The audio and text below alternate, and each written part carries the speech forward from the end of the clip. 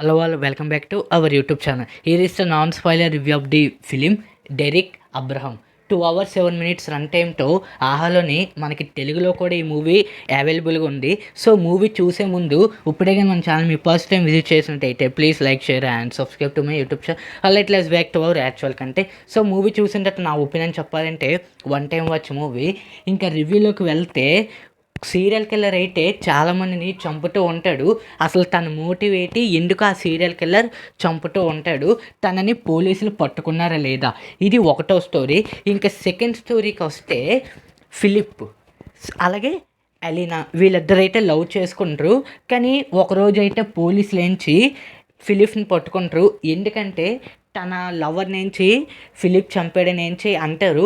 ఇంతకీ నిజంగానే ఫిలిప్పే చంపాడా తన లవర్ని, లేకపోతే ఎవరో చంపి తన మీదేంచి ఆ నేరాన్ని మోపారా?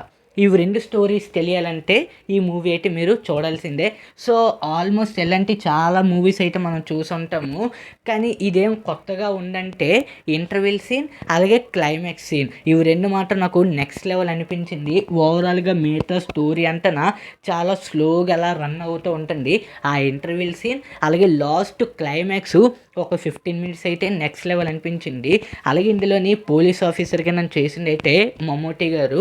సో ఈ మూవీ 2018లోనే మనకి రిలీజ్ అవ్వడం అయితే జరిగింది, కానీ ఇప్పుడు ప్రస్తుతానికైతే మనకి ఆహాలో కూడా అవైలబుల్గా ఉంది.